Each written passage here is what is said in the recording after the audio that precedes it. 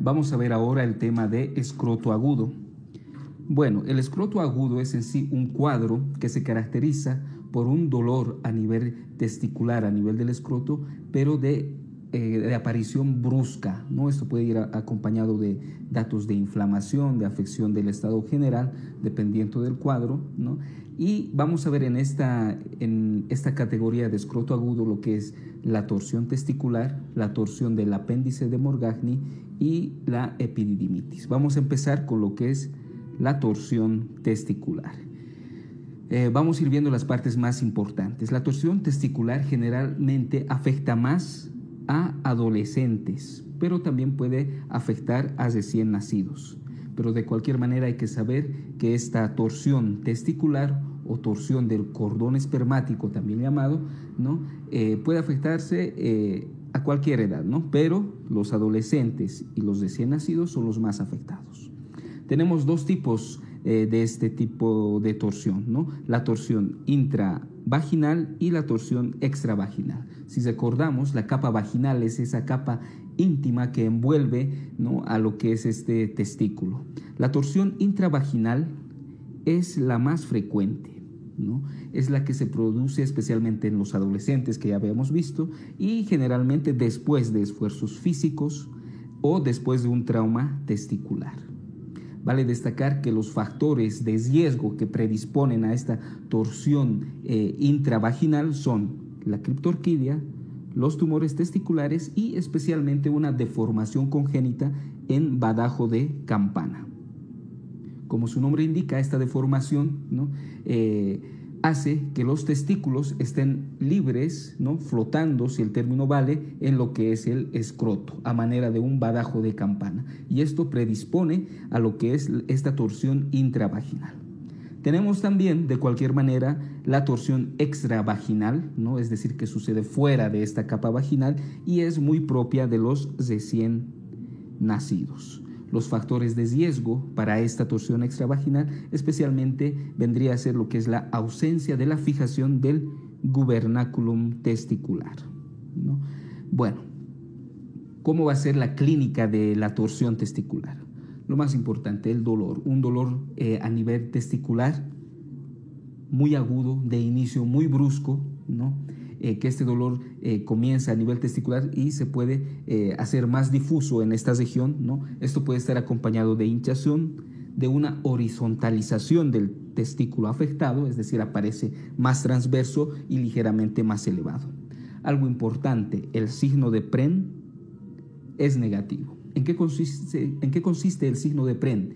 El signo de Prehn, ¿no?, consiste en que al elevar el testículo o la bolsa escrotal, ¿no?, afectada, el dolor tendría que desaparecer. Ese es un signo de Prehn positivo. Pero imaginémonos un paciente con una torsión testicular. Está con un dolor muy fuerte, de inicio muy brusco, ¿no?, con el testículo horizontalizado. Entonces, queremos hacer la maniobra de Prehn, no se va a dejar tocar. ¿Por qué? Porque hay mucha hipersensibilidad en esa región. Por lo tanto, la maniobra de Prehn en la torsión testicular es negativa.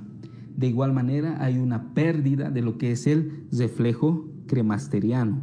Nos recordemos que este reflejo cremasteriano es estimular con una aguja hipodérmica en la parte interna del muslo y como respuesta normal hay una elevación de lo que es la bolsa escrotal. Este reflejo cremasteriano se pierde en lo que es la torsión testicular.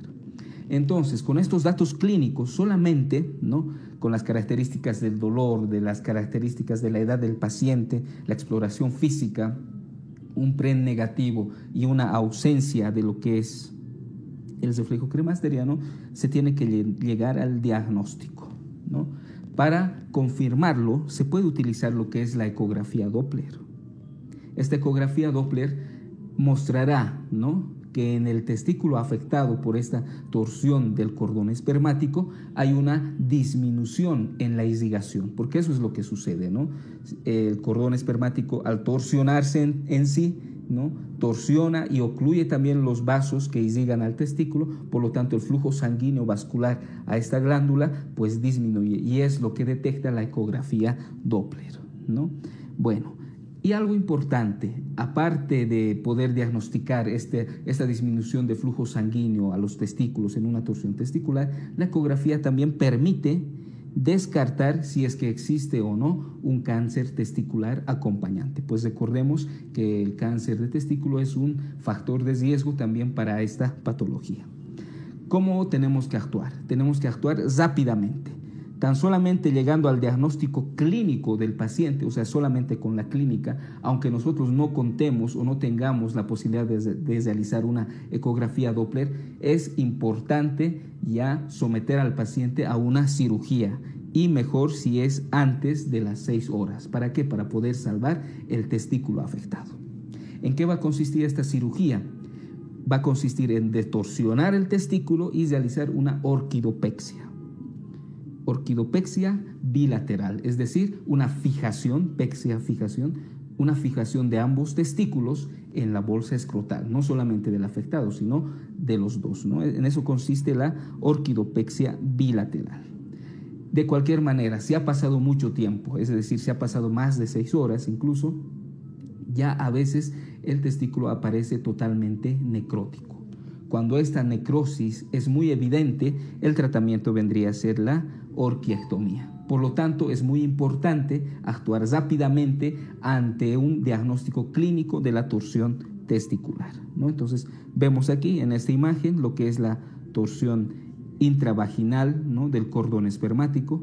Vemos cómo este cordón, ¿no?, se tuerce sobre sí mismo, sobre su propio eje, ¿no?, porque seguramente este paciente tiene una deformación, ¿no?, del testículo en badajo de campana que va libremente en el escroto. Tenemos aquí la otra, que es la torsión extravaginal. Como se pueden observar, esto sucede más arriba, no compromete lo que es la capa vaginal, pero de igual manera se tiende a torcer. Recordemos que esta extravaginal es propia de recién nacidos. Tenemos aquí una imagen de ecografía Doppler, donde vemos en esta parte un testículo normal, donde tiene ahí la irrigación tanto arterial como venosa, pero en el testículo afectado, vean que el parénquima no tiene esa imagen de contraste entre rojo y azul, ¿no?, que indica que hay una disminución del flujo sanguíneo a nivel testicular, ¿no?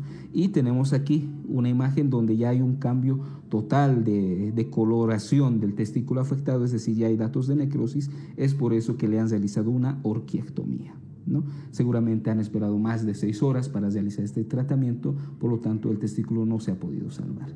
Recuerden que hay que actuar antes de las 6 horas y realizar una orquidopexia bilateral en casos de torsión testicular.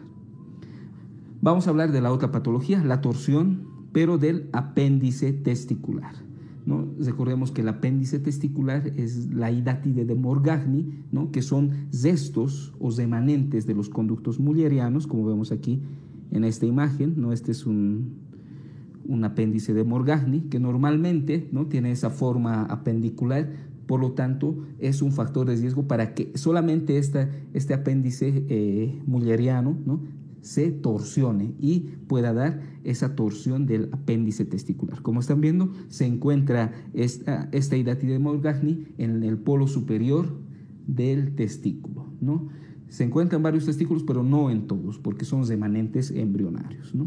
¿Cómo va a ser el paciente que tenga una torsión del apéndice testicular? Pues van a ser niños prepúberes en la edad de entre 7 a 12 años principalmente. De igual manera va a haber dolor a nivel genital, pero más que todo localizado en el polo superior del testículo. Y incluso si este apéndice de Morgagni sufre mucha torsión, puede empezar a necrosarse, puede aparecer un signo llamado el punto azul, es decir, el polo superior del testículo se va a empezar a poner más azulado que el resto, ¿no? Va a haber una masa palpable en el polo superior, ¿no? El dolor está muy localizado ahí, incluso el resto del testículo no va a tener ese dolor. El reflejo cremasteriano es normal y el tratamiento se basa en lo que es la analgesia, el reposo y el soporte testicular, ¿no? Entonces, con ese tratamiento de entre 5 a 7 días tendría que ir mejorando el paciente. En caso de no haber mejoría, estaría indicada recién un tratamiento quirúrgico.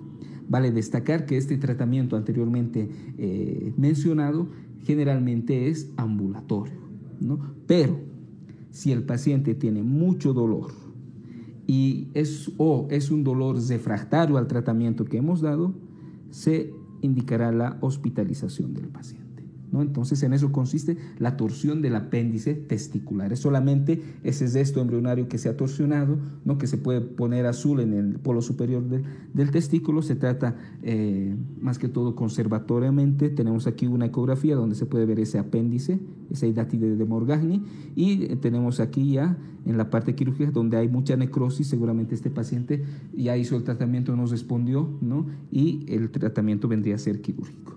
Y por último, la epididimitis, que se daría especialmente en pacientes adolescentes, y es decir, en personas con una vida sexual activa. Por lo tanto, ¿cuáles vendrían a ser los agentes etiológicos? La Chlamydia trachomatis, la Neisseria gonorrhoeae y la Escherichia coli, principalmente.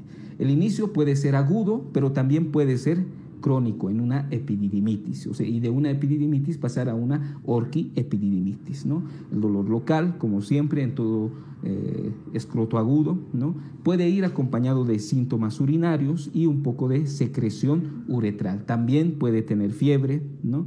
Y generalmente al palpar el epidídimo aparece más indurado, ¿no? Como vemos en la imagen. El epidídimo es donde comienza esa reacción inflamatoria que causa todo el cuadro.